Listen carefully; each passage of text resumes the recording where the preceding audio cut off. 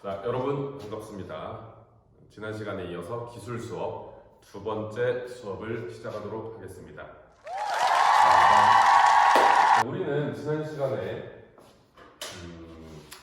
기술의 개념과 수송 기술의 개념과 그리고 수송 기술의 시스템 그리고 수송 기술의 특징에 대해서 살펴봤었는데요. 우선 그 세 가지에 대해서 다시 한번 상기해보는 시간 갖도록 하겠습니다.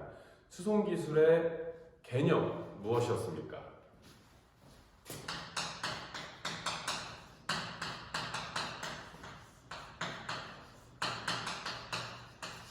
자, 지난 시간에 수송 기술이라고 하면 수송하고 기술이라는 두 단어가 합쳐져서 어떠한 뜻을 의미를 지닌다라고 설명을 해드렸었는데요. 자, 수송이라는 것은 무엇이라고 했죠?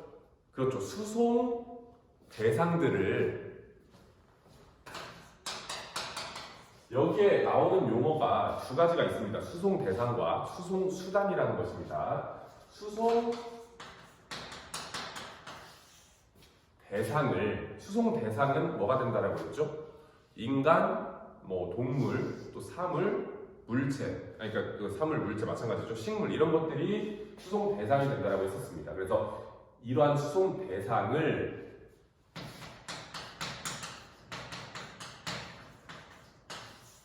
수송 수단을 통해서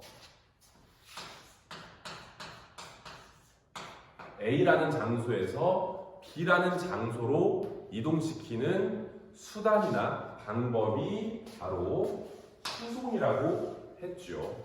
이제 수송 기술이라고 하는 것은 뭐였죠? 인간의 필요나 욕구에 의해서, 그러니까 인간이 조금 더 편리한 삶을 살고자 인간의 필요나 욕구에 의해서 뭡니까?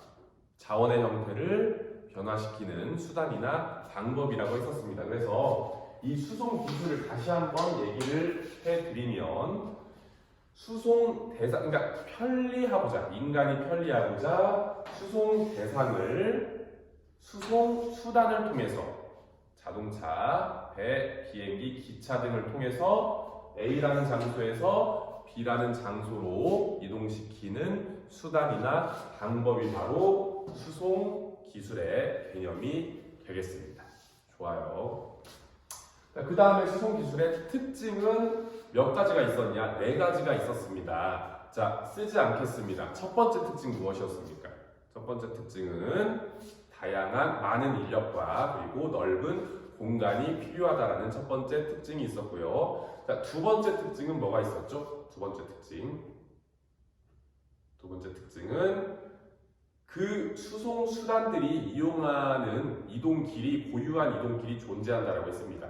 자동차는 도로, 또 비행기는 공중길, 그리고 배나 보트 같은 경우는 뭡니까? 물길, 해상길이 필요하다라고 이야기했었죠. 그다음에 세 번째 특징은 뭐가 있었죠? 수송 대상의 가치가 증대된다라고 이야기했었고요. 네 번째 특징은 어떤 것이 있었습니까? 네 번째 특징은 바로 수송 수단을 이용한다라는 특징이 있었습니다. 수송 기술을 사용할 때에는 수송 수단이 활용된다라는 네 번째 특징이 있었습니다. 자, 그리고 수송 기술의 시스템. 이 시스템이라는 것은 모든 기술에 다 접목이 된다라고 했습니다. 수송 기술에도 제조 기술, 건설 기술, 모든 기술에 다 적용이 된다라고 이야기했었죠. 그래서 이 시스템이라고 하는 것은 몇 단계? 3.5단계를 거친다. 투입, 과정, 산출, 피드백이라는 그러한 과정을 거친다라고 이야기했었습니다. 자, 오늘은 그래서 오늘 학습할 내용은요, 잠시만 지우고 시작하겠습니다. 자, 그래서 오늘 학습할 내용은 이러한 그 수송 기술들을 활용한, 다시 말하면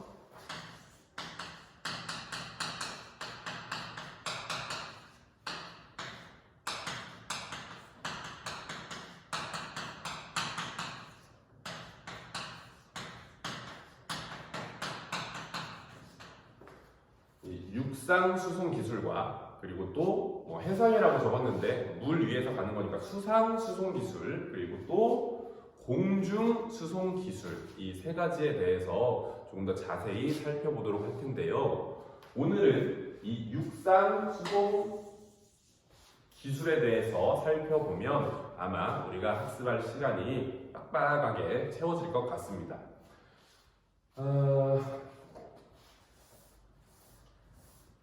선생님이 지난 시간에 말씀드렸습니다. 작년 교과서가 바뀌는 바람에, 그러니까 올해 2015 개정 교육과정을 채택을 했죠. 그래서 교과서가 올해 바뀌었어요. 작년하고는 다르게 많은 내용들이 탈락되어졌습니다. 그래서 굉장히 그 여학생들 같은 경우는 기술을 조금 많이 기피하고 어려워하는 경향이 있었는데 많이 난이도가 조금 하향됐어요. 그래서 여러분들이 그렇게 어렵지 않게 기술에 조금 가깝게 친밀하게 다가올 수 있을 겁니다. 자, 육상 수송 기술 뭡니까? 도로 위에서 우리가 적용되어지는 수송 기술을 이야기하는 거겠죠. 자, 도로에서 뭔가를 이동시키기 위해서는 여러분 굉장히 중요한 요소가 있습니다. 그 요소가 뭔지 아십니까? 자, 자동차라든지 또는 기차, 탱크, 자전거, 오토바이 다 공통적으로 어떠한 요소를 가지고 있죠? 어떠한 요소? 그래요. 동그란 거 뭡니까? 바퀴라는 요소를 가지고 있습니다. 바퀴. 지난 교과서에는 사실 이 바퀴의 발달 과정에 대해서도 상세하게 설명이 되어져 있었었는데 개정이 돼가지고 아무튼 난이도가 자꾸 낮아지다 보니까 그러한 내용들은 많이 일정 부분 탈락이 됐습니다. 그래서 선생님이 그 바퀴의 발달 요소까지는 그냥 아무튼 그 과거의 작년 교과서 기준으로는 설명하지 않도록 하겠습니다. 난이도를 낮춰서 여러분들이 쉽게 기술에 다가올 수 있도록 하겠습니다. 아시겠습니까? 좋습니다.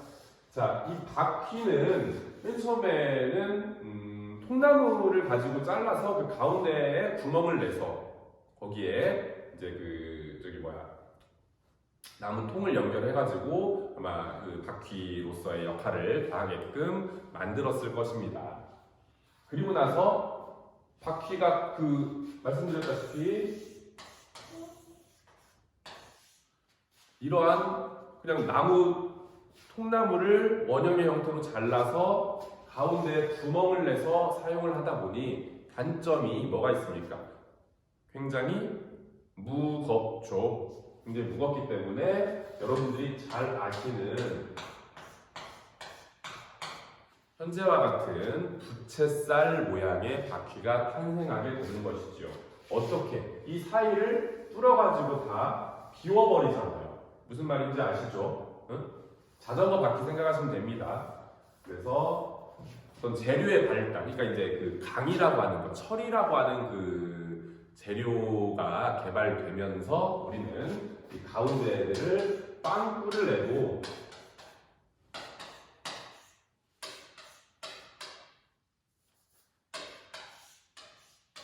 이렇게 빵꾸를 내도 어떻습니까? 바퀴로서의 역할을 다 할 수 있다라는 것이죠. 그래서 이러한 바퀴로 인해서 육상 수송 기술이 굉장히 발달하게 되는데요. 자, 육상 수송 기술을 우리가 배우는 단계에 있어서 역시 또 의미를 제대로 알아야 되는데 이 동력기관에 대해서 한번 살펴보도록 하겠습니다. 자, 동력기관 역시 동력이라는 단어와 기관이라는 단어의 합성어입니다. 근데 기관이라고 하는 것은 여러분 어렵게 생각하지 마시고요. 기계라고 생각을 하시면 되겠습니다. 뭐라고? 기계. 자, 그러면 동력기관은 뭐겠습니까? 동력기관. 움직일 동입니다. 힘력자입니다. 움직이는데 필요한 힘을 제공하는 기계다. 그 말입니다. 그래서 이러한 동력기관은 크게 두 가지로 나누어지게 됩니다.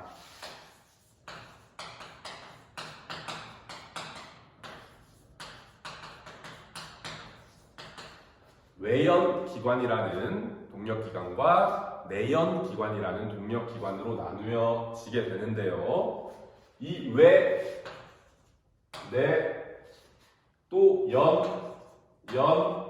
기관 다 의미를 지니고 있다는 사실. 기관이라고 하는 것은 아까 말했습니다. 기계라고. 자, 연은 뭡니까? 연소예요, 연소. 자, 여러분들 연소 배웠죠? 과학 시간에. 연소가 무엇입니까? 연소. 응? 뭐긴 뭐야? 타는 거지. 그렇죠? 불에 타는 거 아닙니까? 연소. 응? 그래서 이 기관 밖에서 연소가 일어나는 것이 바로 외연기관인 것이고요. 이 기관, 그러니까 기계 안에서 연소가 일어나는 그러한 기계가 내연기관이 되는 것입니다. 아시겠죠? 이렇게만 알아두시면 되실 것 같아요. 너무 깊게 들어가면 또 여러분들 그 2015 개정교육과정과는 그런 괴리가 들기 때문에 최대한 아무튼 교과서에 맞춰가지고 수준에 맞춰가지고 설명을 하도록 하겠습니다. 자, 그래서 이 동력기관이라고 했어요. 움직이는데 필요한 힘을 제공하는 기관이 동력기관입니다.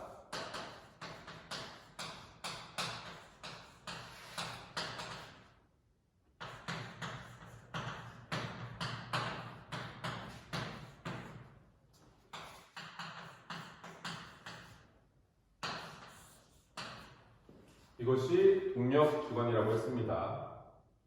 자, 근데 움직이는데 필요한 힘을 어떠한 것을 통해서 줄 것이냐? 그것이 바로 에너지원이라는 겁니다. 에너지원. 자, 에너지원이라는 건데 이 에너지원을 학습하기에 앞서서 에너지에 대해서 우리는 먼저 뜻을 살펴보도록 하겠습니다. 에너지라고 하는 것은 일을 할 수 있게 하는 능력이다. 뭐라고? 일을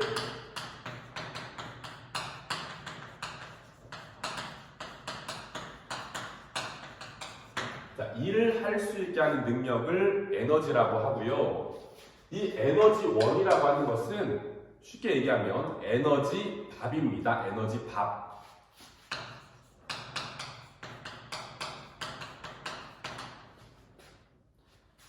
이 에너지를 얻기 위해서 사용되어지는 재료를 에너지원이라고 하는 것입니다. 에너지 밥. 자, 이 에너지를 얻기 위해서 사용되어지는 재료, 에너지 재료가 에너지원이라고 했습니다. 예를 들어서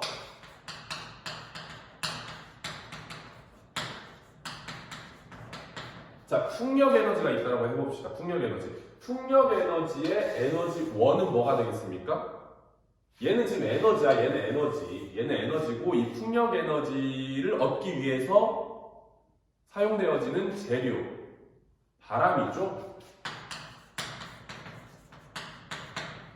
아시겠습니까? 그 다음에 또 예를 들어서 전기 에너지를 얻기 위해서 사용되어지는 재료는 전기죠.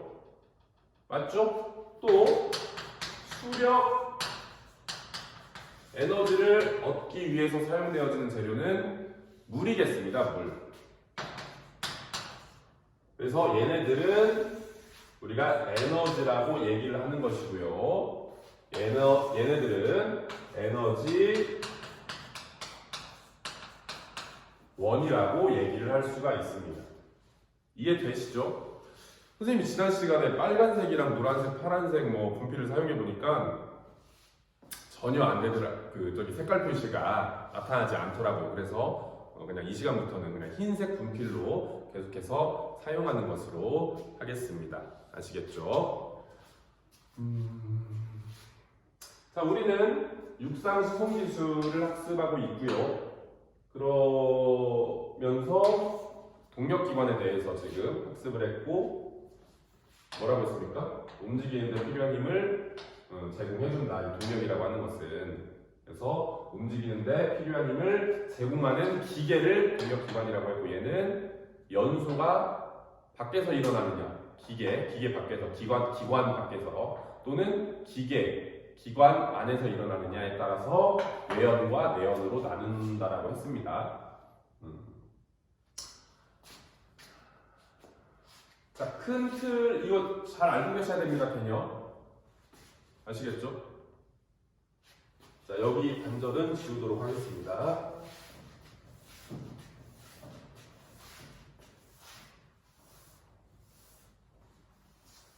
자, 그러면 움직이는데 필요한 힘을 제공해 준다라고 했는데요. 우리가 지금은 움직이는데 필요한 힘을 뭘로부터 제공받아요? 뭐 핵으로부터도 제공을 받지 않습니까? 그래서 핵 미사일, 핵폭탄이 그러한 것들이 될 텐데, 초창기에는 그런 고효율의 에너지원이 없었겠죠. 처음에는 여러분 어디서부터 접근을 합니까? 자연에서부터 접근을 하죠. 자연에 가장 많이 있는 거 뭡니까? 물이죠, 물. 그래서 이 물을 끓여서 우리는 증기를 얻어내고, 그 증기를 통해서 여러분 뭡니까? 기계, 동력을 뽑아내는 거예요. 아시겠죠? 그래서 물을 통해서, 그러니까 물을 끓입니다.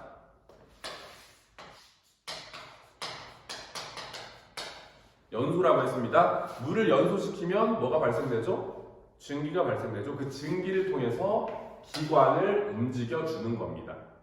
다시 말하면 이 증기는 기관에 뭘로 작용한다? 에너지원으로 작용을 한다. 얘 밥이잖아. 밥. 지금 밥. 기관이 일을 하는데 필요한 뭡니까? 재료야, 재료. 그렇기 때문에 얘의 에너지원으로서 사용이 되어지는 겁니다. 그래서 이 기계가 움직이는데 필요한 힘을 뭘 통해서 제공합니까? 증기라는 것을 통해서 제공을 받는 겁니다. 아시겠죠, 여러분? 그리고 나서 이제 초창기에는 뭐 증기기관이라는 걸 통해서 우리가 여러 가지 동력을 제공받았겠지만, 그 다음서부터는 얘는 효율이 좋겠어, 안 좋겠어? 초창기 기관이기 때문에 우리가 물 라면 먹기 위해서 노쇠 그릇에 물을 끓여보면 어떻게 됩니까? 뚜껑이 덜그락덜그락 하죠? 그거 왜 그래요? 증기의 힘으로 밀어내는 거예요. 그러니까 뚜껑이 덜그락덜그락 합니다. 그러나 그게 막 저 위로 뚜껑이 튀어져 나간다든지 하는 정도의 힘은 없어요. 그러니까 얘는 효율이 좋아, 안 좋아? 힘이 좋아, 안 좋아? 그렇게 좋지 않다. 그러다 보니까 초창기에는 당연히 각광받았지만 시대가 지나가면서, 시간이 흘러가면서 그렇게 좋은 에너지원으로서는 증기가 별로 점수가 좋지 않았다. 그렇기 때문에 그 이후에 발전되는 기관들은 여러분 잘 아시다시피 현재도 있죠. 지금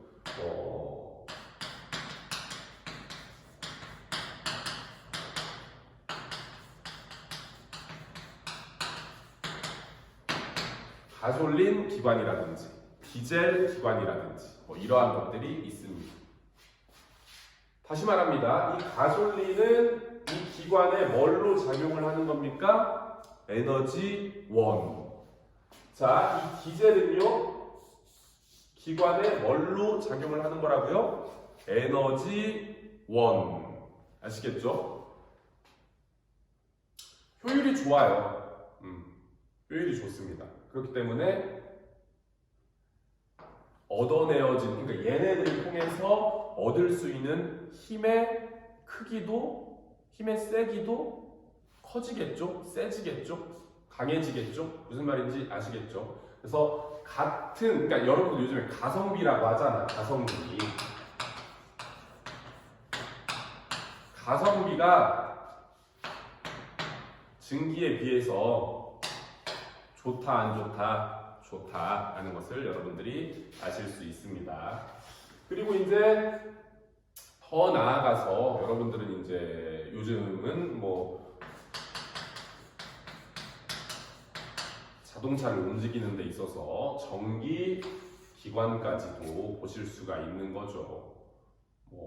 또 전기와 이 그 가솔린과 디젤을 혼합한 또 하이브리드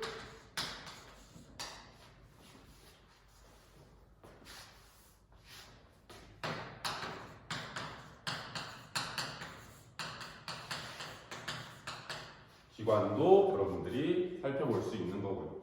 사실 전기기관 같은 경우는 가솔린 기관에 비해서 훨씬 이전에 만들어졌습니다.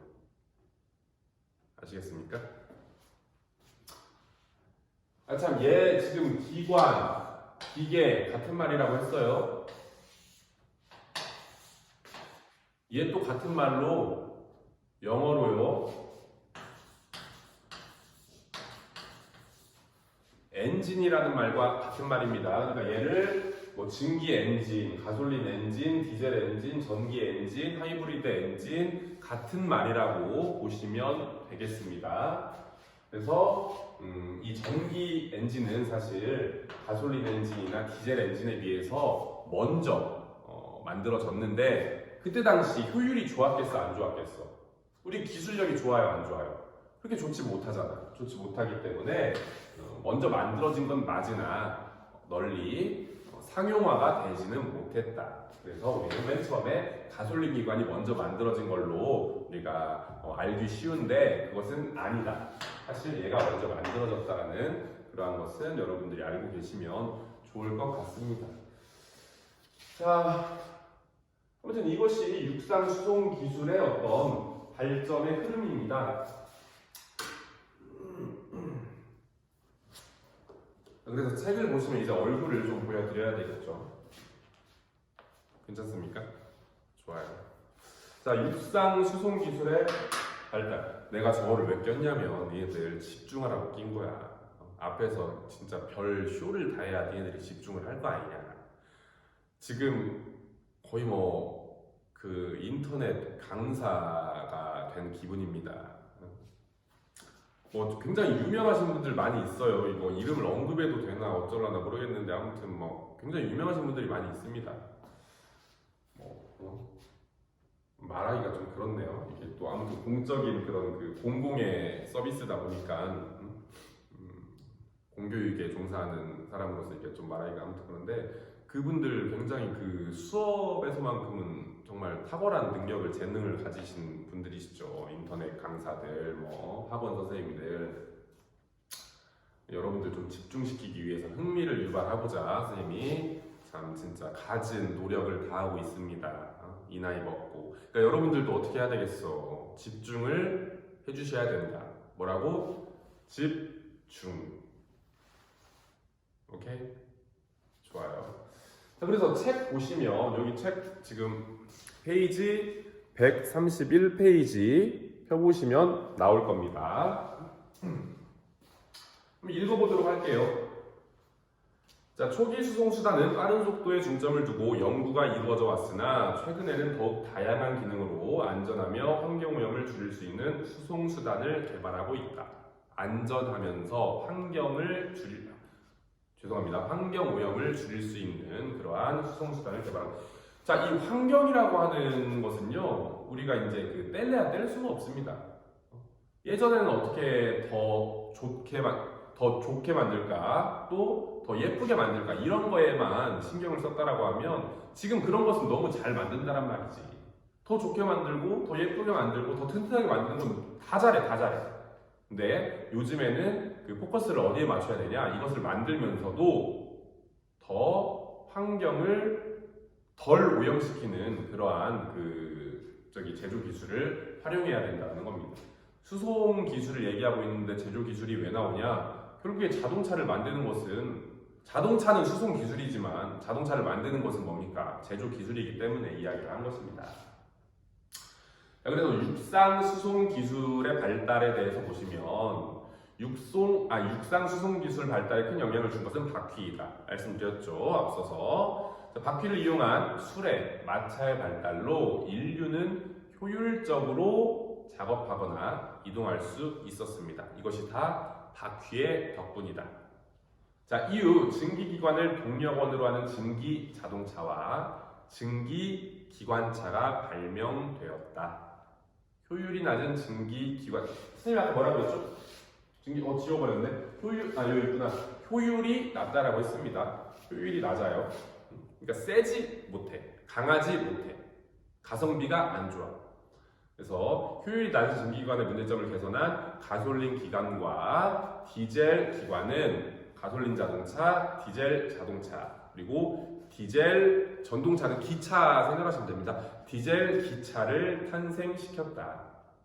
자, 최근에는 환경오염 문제를 해결하기 위해 하이브리드 자동차나 전기 자동차의 보급이 늘어나고 있으며 첨단 기술이 집약된 하늘을 나는 자동차와 자율주행 자동차도 개발되고 있다. 하이브리드 자동차라고 하는 건 뭐예요? 하이브리드 기관 뭡니까? 아까도 말씀드린 것 같은데 얘와 얘를 합친 겁니다.